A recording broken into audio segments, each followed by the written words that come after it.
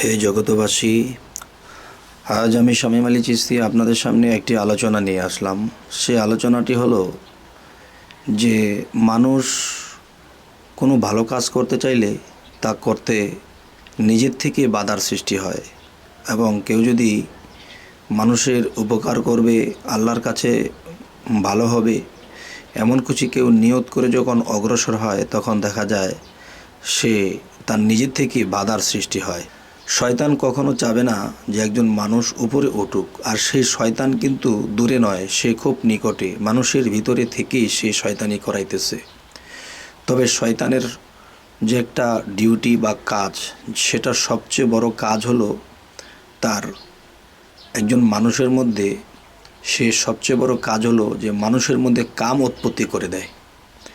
আচ্ছা, মানুষের মধ্যে যখন কাম উৎপত্তি বেশি করে দেয়, তখন যেই মানুষটি নিয়ত করেছিল যে আমি মানুষের উপকার করব, আল্লাহর ইবাদত করব, এবং দেখা গেছে যে আল্লাহর আমলের মধ্যে পড়ে থাকব, তো যখনই এই নিয়তটা করে এবং সেদিকে অগ্রসর হয়, তখন তার মনের ভিতরে কাম মিশ্রণ হয়ে যায়।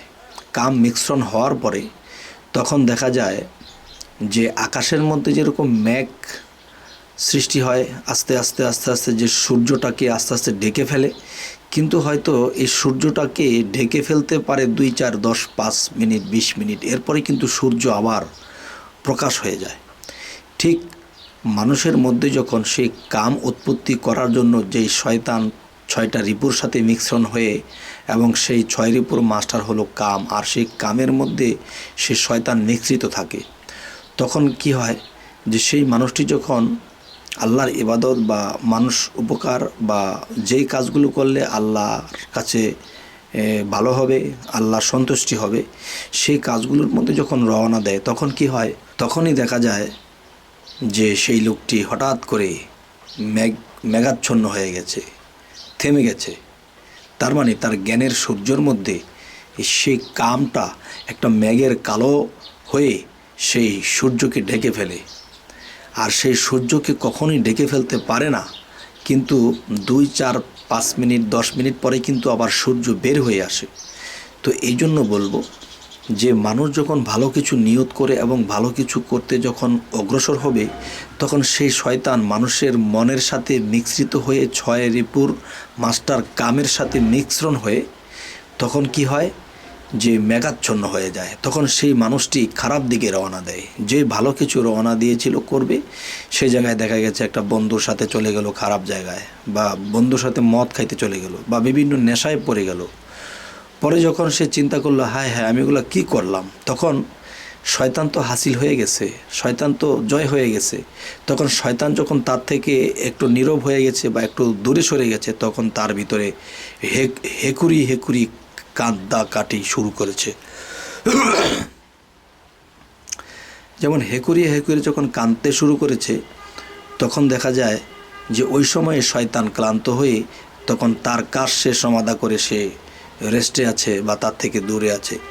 তখন কিন্তু তার ভিতরে যখন সে বিবেক কাঁদে, তখন দেখা যায় সেই লোকের চোখে পানি দেখা যায় যে হায় হায় কী করলাম। কিন্তু কি করলাম, আগে তো মেঘাচ্ছন্ন বিষয়টা 2, 4, 5, 10 মিনিট এটা আমি দেখি নাই, ওই মেঘাচ্ছন্ন আমাকে গ্রাস করেছে। তো এই জন্য কিন্তু আল্লাহ কোরআনে বলেছে, তোমরা সতর্ক হও যে তোমরা মানুষ শয়তান এবং জিন শয়তান হতে বিরত থাকো। এই শয়তান তোমাদের পূর্বপুরুষদেরকেও ধ্বংস করে আসছে। তো পূর্বপুরুষদেরকে ধ্বংস করে আসছে, এখন তো আমি বর্তমান পুরুষ, তো আমাকেও ধ্বংস করবে। যদি সতর্ক হই, 6 রিপুর ঊর্ধ্বে থাকা, এবং দেখা যায় যে শয়তান আমাকে অসহসা দিবেই, সে আমার পিছনে লাগা থাকবেই।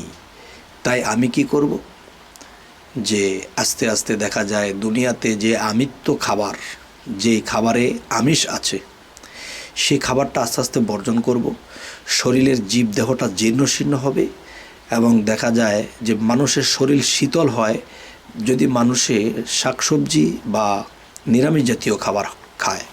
আর যদি একজন মানুষ ওই ধরনের খাবার খায়, যে ধরনের খাবারগুলো খেলে সেই মানুষটার শরীরটা অস্থির হয়ে যায়, সেই খাবারগুলো খেলে তখন জীবাত্মা শক্তি পায়, তখন তার মধ্যে একটা প্রেশারের সৃষ্টি হয়।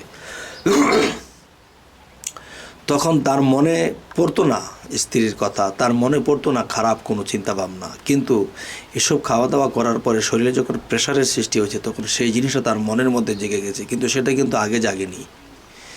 তো আমি বলবো যে একজন মানুষ যদি শীতল হয়, ঠান্ডা হয়, তখন সেই মানুষটা ধ্যানে বা নামাজে ডুবতে পারবে। আর যখন ডুববে তখন সেই ডুবন্ত অবস্থায় ঢেউয়ের তালে একদিন সেই আল্লাহ ও রাসূলকে দেখে ফেলবে। তবে হে জগতবাসী, জানি না আমার এই আলোচনা আজকে আপনাদের কেমন লাগলো। তো আশা করব আমাদের এই চ্যানেলের আলোচনা যদি আপনাদের ভালো লাগে তো অবশ্যই সাবস্ক্রাইব করুন, এবং পরবর্তীতে আপনারা আমাদের নতুন নতুন ভিডিওগুলো পেয়ে যাবেন। তো আজ এই বলেই রাখবো, সকলেই ভালো থাকবেন। আল্লাহ হাফিজ।